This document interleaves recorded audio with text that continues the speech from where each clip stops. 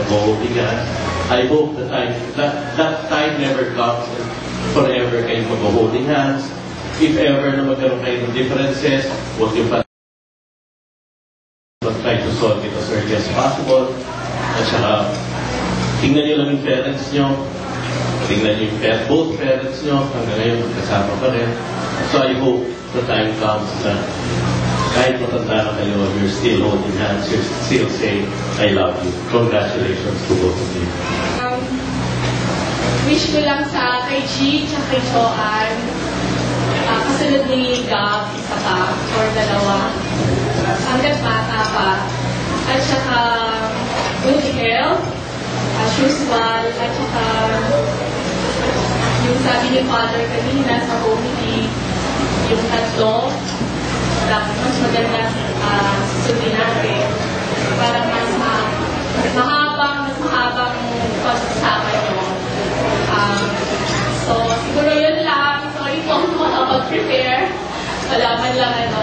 Anyway, congratulations and best wishes. I love you po. Sana mas maging successful pa kayo. Pag alis nyo dito, sana pagbalik nyo for good na nandito na po. Beyond, you are truly blessed to find each other. And it's not by chance that the good Lord finds you together. And now you are already blessed with a beautiful child, Gabby. From your humble beginnings, you truly are now the beginning of a more and better successful life. It's not all been a process, I think. With all the inconveniences, comfort, money, pressure, time together. Most of the time, we're just human beings. Kakaroon tayo ng konting mag-aaway, here and there. Some small, some big ones. But just a small piece of advice. Before you go to bed and sleep at night, bago kayo matulog sa gabi, meron kayong mag-aaway, something hindi pagkakaintindihan. You need to settle it before you go to sleep. Don't sleep na nagkakalit kayo sa isa't isa. Because when the sun rises next day, it's a new beginning. And you don't want to begin your day with a quarrel or with a fight. So, I should end my speech now. I wish you the best. Health, long life, with happiness, and wonderful children. Thank you. Good evening, Joanne, and good evening, Jeff. The truth is, I'm just a substitute here because the real Nina is Grace Ramos, who is right now in the US. But anyway,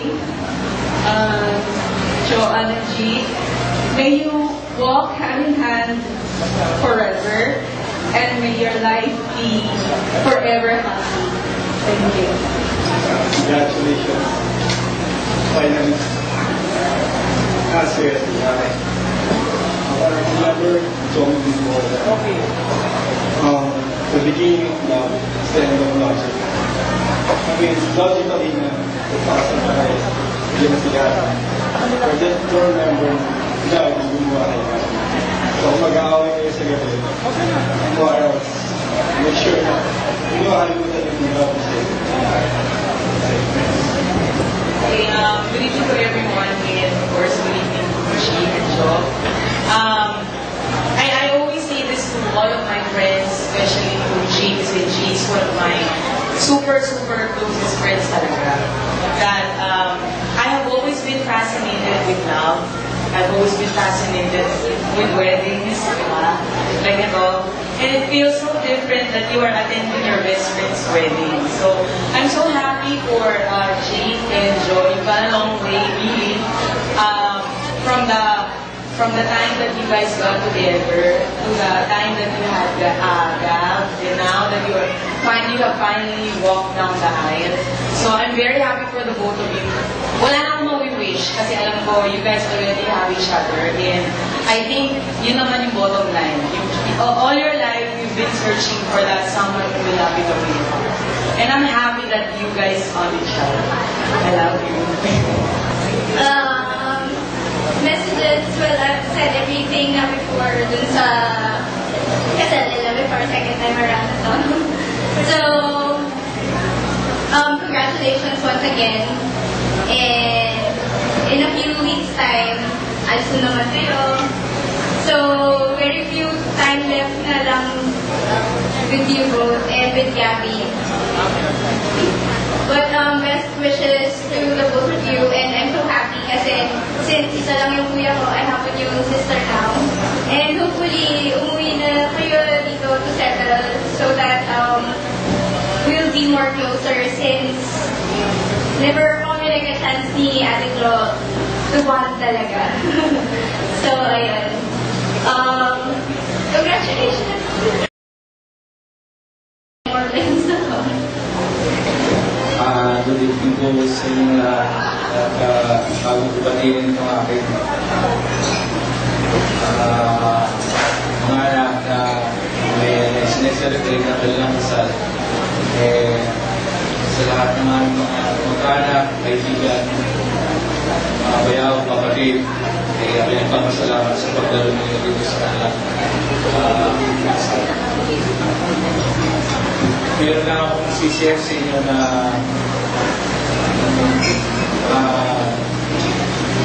ilang bagay lang dahil kami ni Gerald umalis kami pareho ng ibang bansa.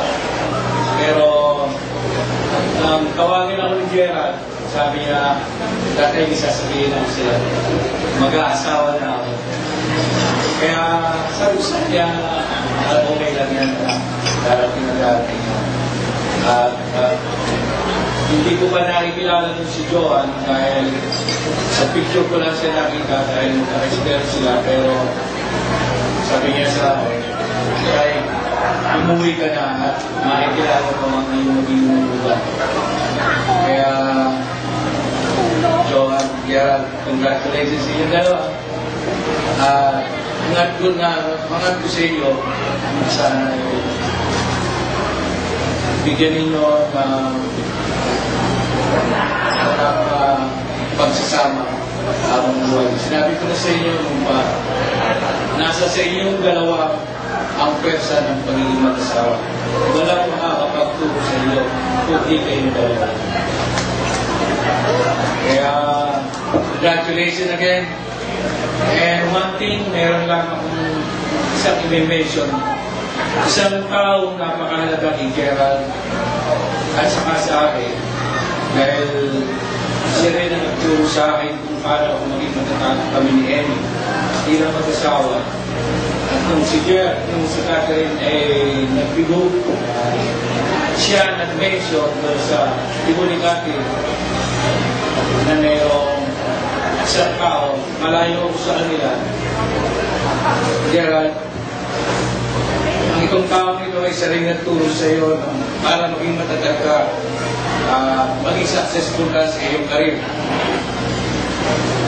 Kaya siguro alam po ninyo kung sino aking tinutukoy, pero alam ko na narito lang siya. Wala pong, ang minemention ko po sa inyo, ang isang taong pinakamamahal ko ng pangalawang ama, si Mr. Jose Piping Ramos, kung tawagin natin si Isinto. Siya po nagturo ng mabuting para siya mabuting bata.